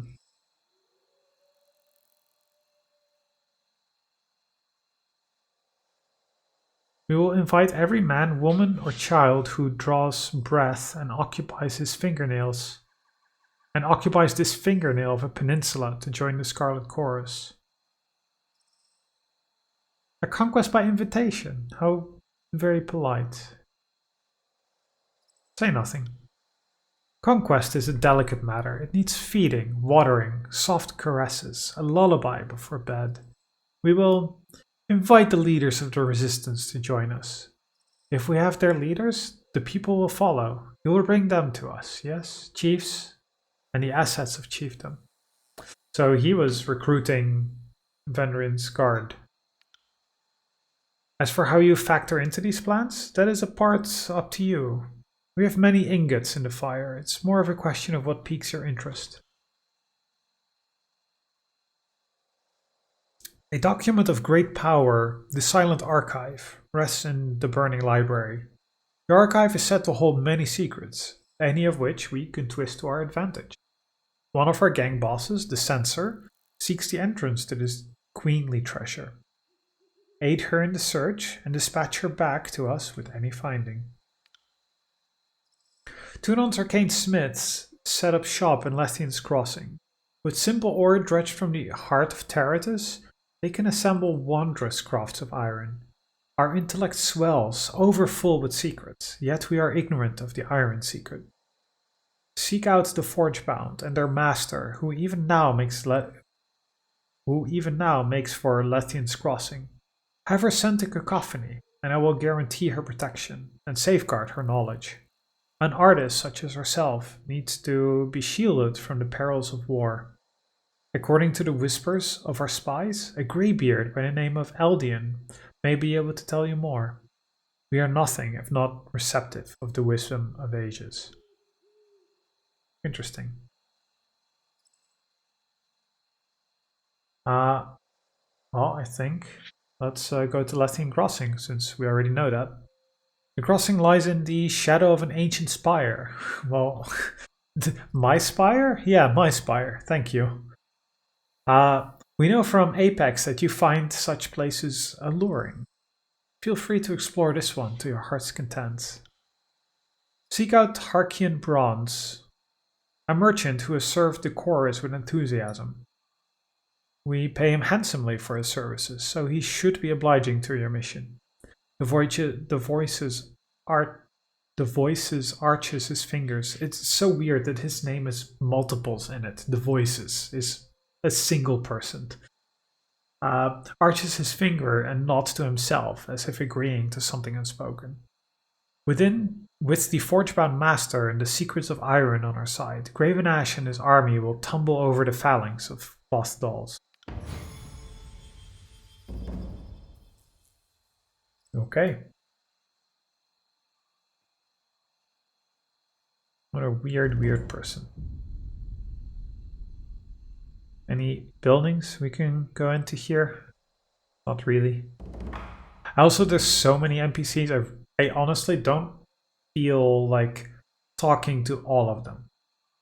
Like, yes, some of the dialogue is genuinely just really good, but some of it is also just, you know, kind of standard. It's fine.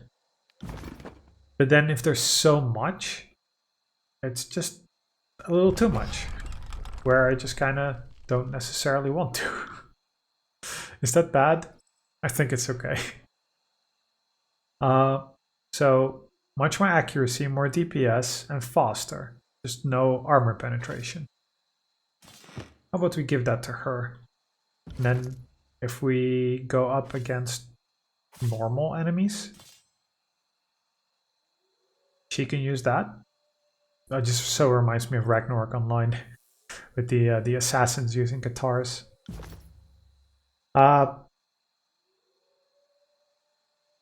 And yeah, if we are up against heavy armored enemies, we can always switch out the weapon before combat, right? Oh, there's something in this small little tent. Ah, just some cheese. Cheese is good.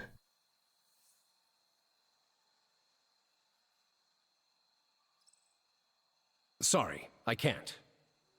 So just trolls back there. Beast Woman, Mystic. Beast Woman. Okay. Well, Can't do that. Can't do that. let's open the locked one.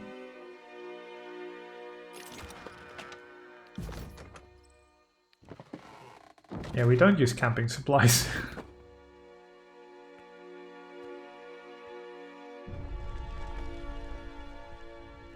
Wonder what makes the entire ground shake here.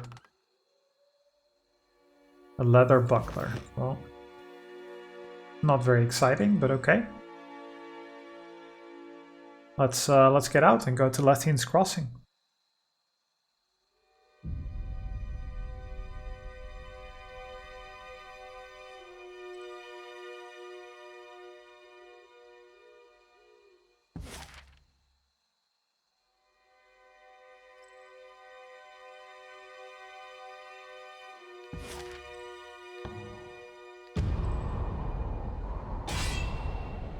Your journey is interrupted by the feral howls of a hunting pack of beastmen. Their leader is an impressive specimen, remained black as night and her body scarred from battle.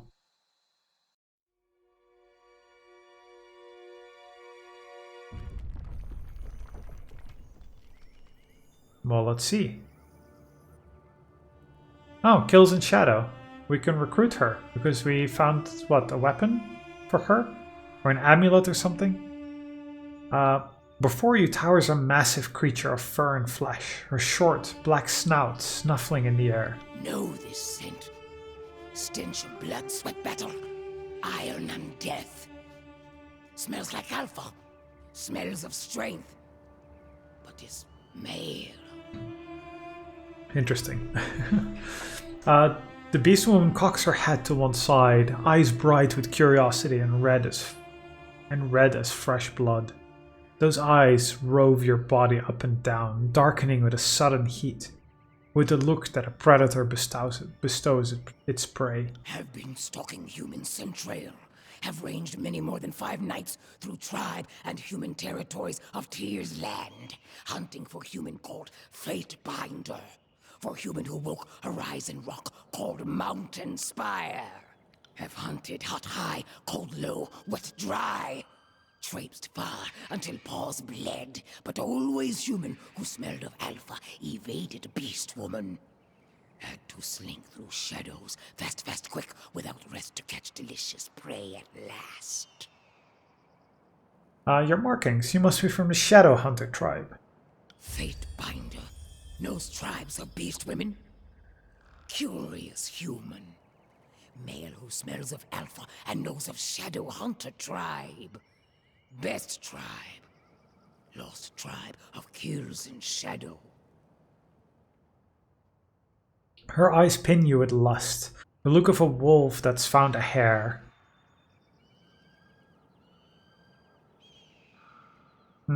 Introduce yourself properly before I lose my patience. Can Fatebinder not see? Am beast woman, am best hunter. Kills in shadow. Daughter of mystic brood mother, relict, alpha to pack of stone whelps. Explain yourself, beast woman. What is it you want? Humans. The beast woman's nostrils flare wide and her eyes brighten with amusement. No human called Fatebinder. Kairos breeds words on paper.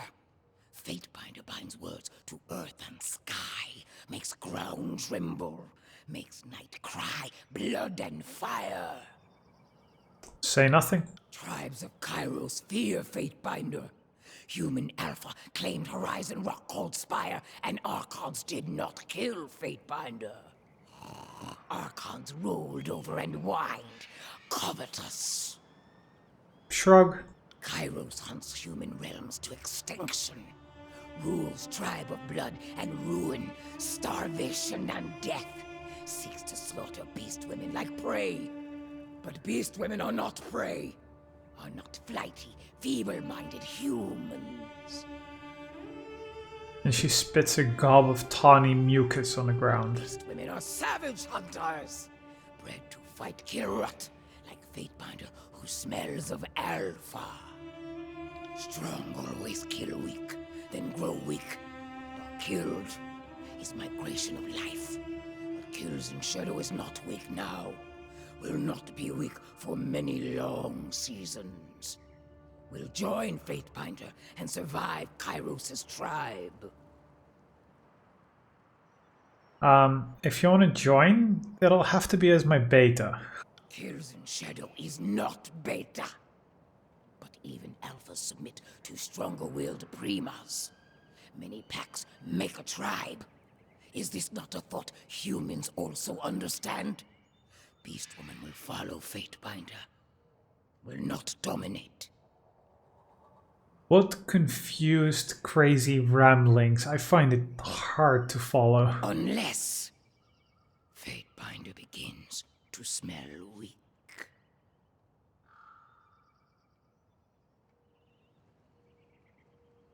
No, I won't risk you turning on me. I want some assurances first.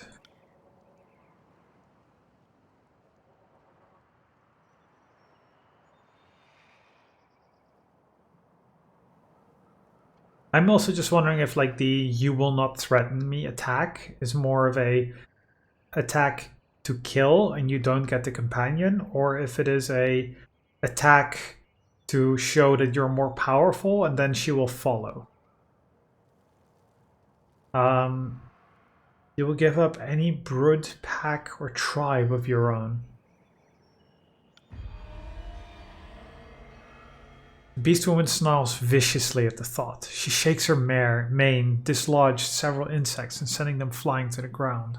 Finally, she settles, red eyes burning with ire and suppressed savagery. Yep, fine. Have already buried more than 5 brood, more than 5 mates, and 1 pack of stone whelps. Can lose another. You will swear loyalty to me. Her nostrils flare wide as she sucks in a deep breath. Her eyes flick to one side before settling back on your face. Swear won't kill Fatebinder while Fatebinder sleeps.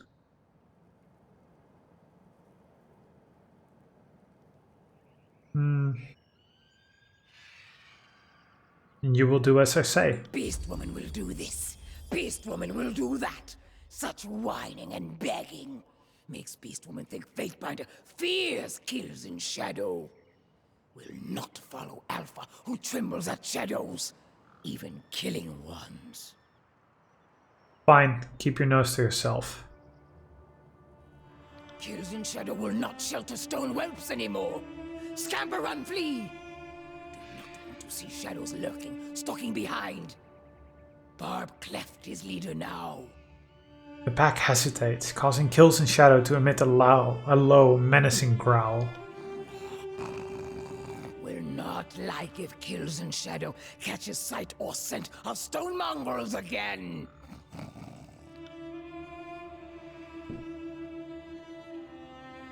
Well, I still think we keep our current group. But it's good to have options in case Barrick, eventually just does his own thing. On the subject of the spires, okay. Oh wait, this is from Myothis? I don't think it said we received a missive from Myothis. But this is from Regalis. Huh.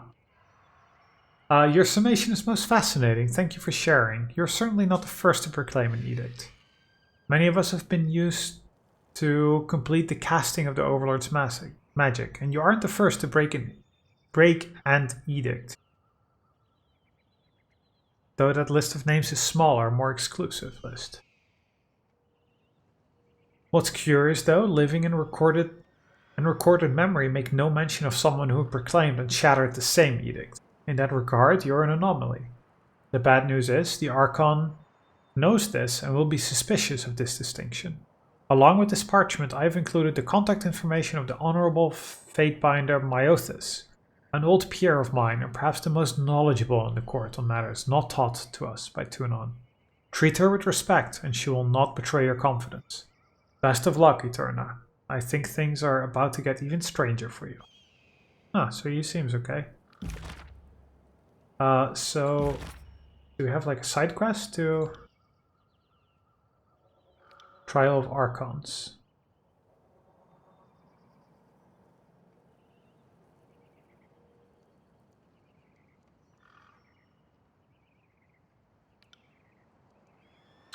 To go to Lethian's Crossing. Yeah, okay, that's well,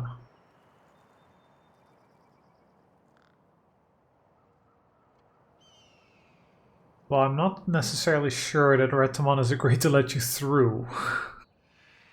Okay. It's a little out of order, that quest. So Sable Root, Vagrant's Claw. Sorry, I can't. Azurelith Crystal. Okay.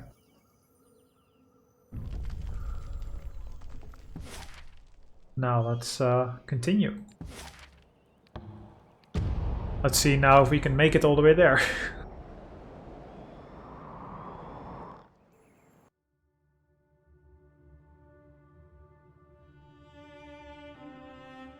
Oh, I forget the merchant name that we were supposed to talk to. I know we already talked to him, but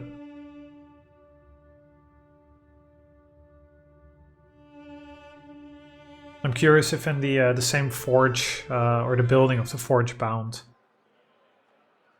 if the merchant and merchant's assistant. Don't think they were standing there before.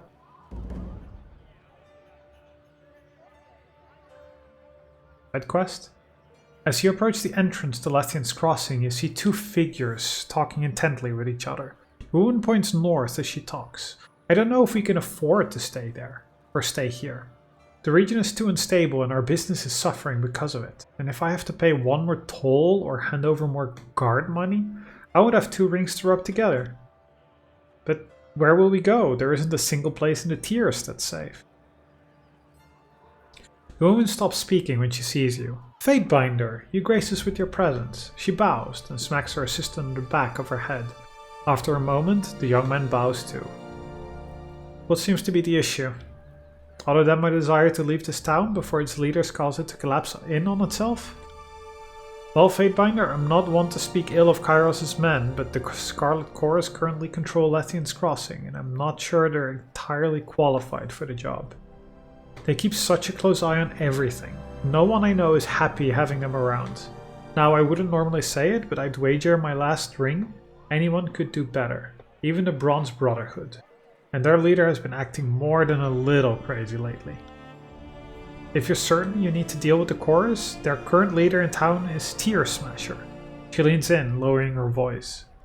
However, if you need to speak to someone, I suggest you find Aldian. He's the true leader of the town. Fair, knowledgeable, and very level-headed. Yeah, I'm looking for Harkian Bronze, that's the one. Of course, it's very simple. She points north, past the guards at the entrance. Walk straight up there. His stand is in the middle of all of the merchants on this side of the river. Okay, thank you. My pleasure, Fatebinder. Good luck in your endeavors, and may you always have a ring within reach.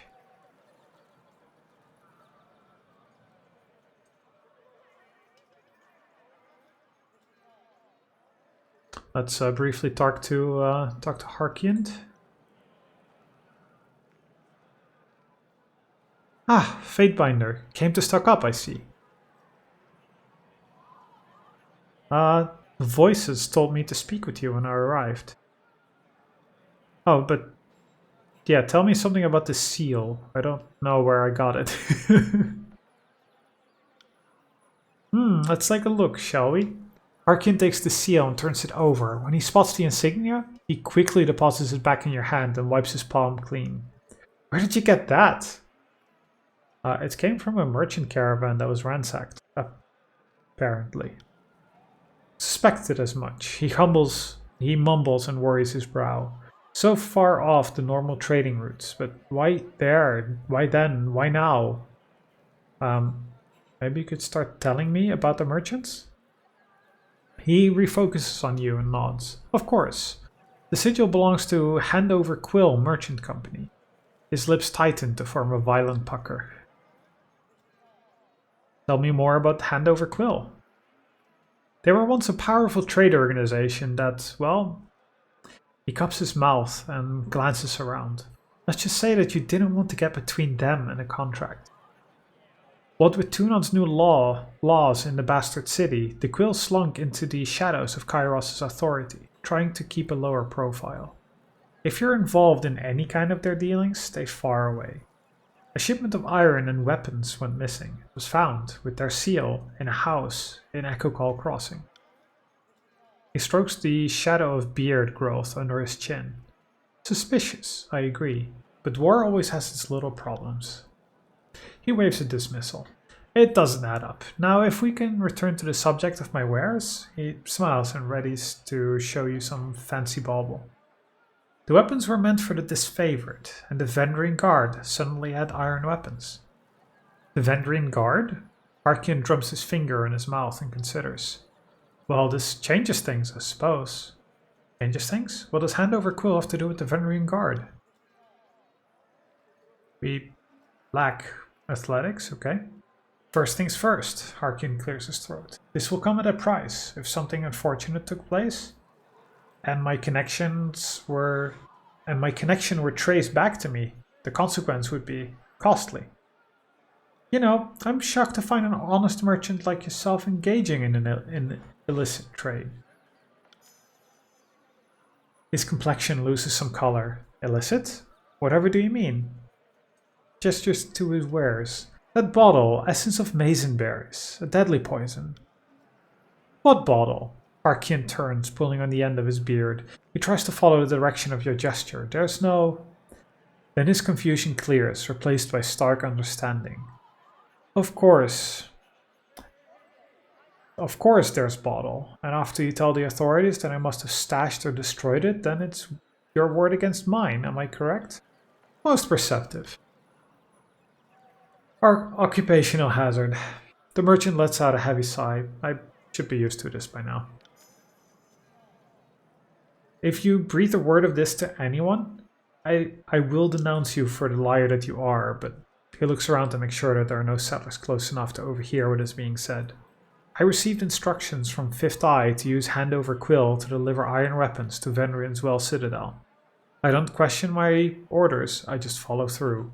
I don't know anything else, and that's the truth.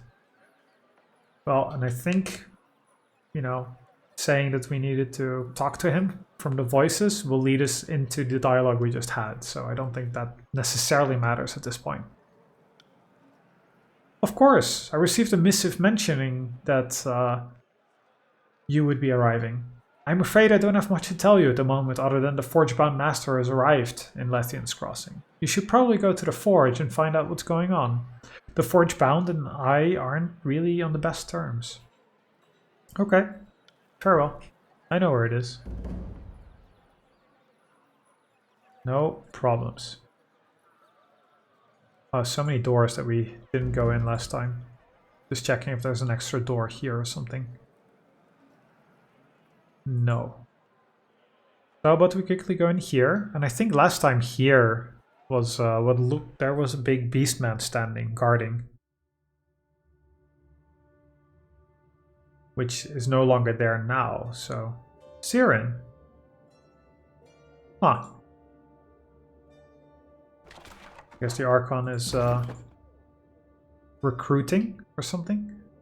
Let's see. It was very unlikable. Siren stands here, surrounded by a group of villagers. She speaks to them in soft, dulcet tones, holding them hypnotized with her hand motions. Her headdress flashes as she speaks, and you are unable to tell if it's a trick of the light or the gem in it that is actually glowing.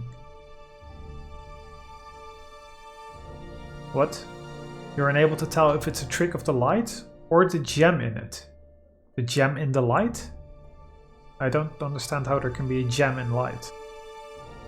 She is swept up in the oration and seems completely unaware you've arrived. There's a lull in our conversation as she opens her eyes. Well, look who's here. And what brings you to Lepian's Crossing? Can't imagine it's the scenery or the quaint locals. Have you come to spoil my fun? She frowns a little, momentarily lost in thought. Tunon probably insisted you find me, didn't he? Because we can't let Siren have any fun, can we? Let's control her. Let's tell her what she can and can't do. Let's use her to destroy nations. As she speaks, the crowd around her appears agitated and the air in the room grows heavy and warm. Suddenly, she smiles. But enough of that talk. What do you think of my followers? She makes a motion over the group gathered at her feet. As she speaks, you feel a peaceful serenity washing over you. The crowd calms and breathing becomes easier.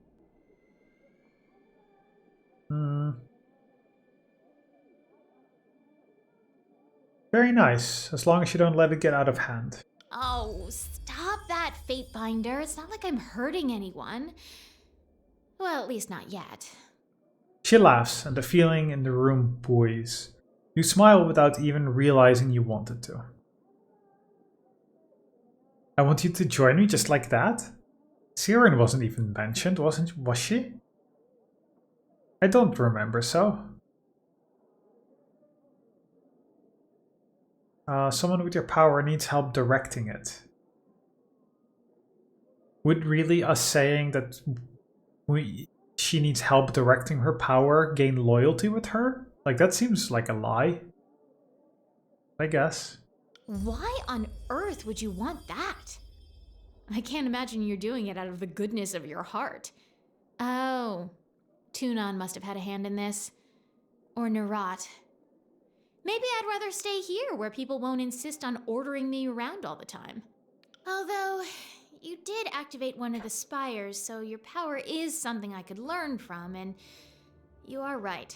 I'm certainly not going to make any significant advances staying here with a bunch of nobodies worshipping me. Watching you in action could give me the edge I need to unlock a spire of my own. Fine. I will allow you the glorious gift of my presence in your party. Well, I guess we have to, right? Well then, let's go. If you're gonna teach me the wonders of the world, it's not gonna happen here.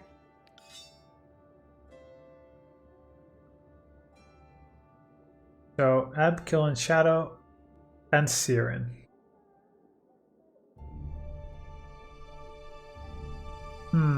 I just want to see like what sort of equipment she has or what talent she can have. Maybe what I end up doing at the end of this set, or this, this session, I will go to the Spire, switch out the party members, and see what sort of talents they can get. Because I mean, she's an Archon. She must be really powerful, right? Though I personally really like the character of Lantry. And, Verse is your starting companion, so you feel like you need to keep her around. But then logically, we need someone like, we would trade out Barrack, but then we need another melee character, which would only be Kills and Shadow, which is not what I would want, so... yeah, but I guess I'll just see what sort of crazy talent she must get, because I feel she, at least lore-wise, must be super powerful. I'm glad I just walked into this room. Could we have had her before? I wonder if that wouldn't... like, she wouldn't have been there yet. Until we went to Tunon. That's actually how I imagine it now. Yeah, Tear Smasher. Ah, so we can still walk into that room. I thought that would be, like, guarded. So we wouldn't be allowed.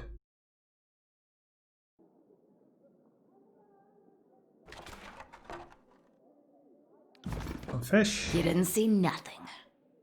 Anything in here? Nothing.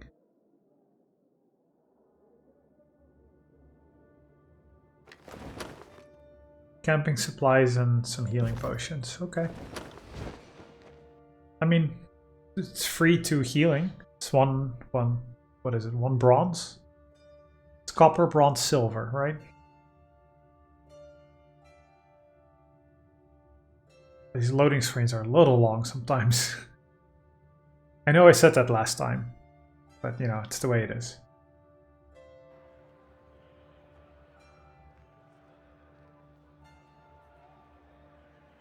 So, I think next time... Who or what is Flick? Ah, it's just that person. So I think next time we'll talk to Tear Smasher because he's supposedly in charge. Then we should find this Eliant? I don't think we've seen someone called Eliant, but I guess we should find them. Does it say visit the forge?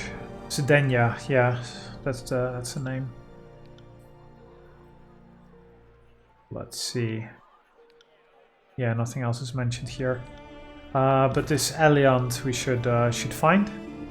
And talk to Tear Smasher, talk to Eliant, and then talk to Zedenya. And then depending on what happens with that, I assume that we'll have to do something to make someone else maybe, you know, take control of the town. Ideally, like the Forge-bound people seem really good so far. But who knows? Or maybe we have to, you know, deal with the, what is it, the bronze something? I really forget their names. But the crazy guy who we already beat up part of his gang with, because that clearly is not over yet. So, but for now, gonna call it here. We seem to go in between like very or completely dialogue heavy, you know, play sessions, and then it's all like fighting and action, and then it's all dialogue, but primarily dialogue. And a lot of it is very good, to be fair. It is very interesting to see how this unfolds and what sort of, you know, decisions you get to make. And I'm still very surprised that we get to just recruit Siren just like that if you just happen to run into the room. If you don't, you don't. That, you know, you don't get her. So I'm curious what sort of skills she has. So maybe I'll check that out.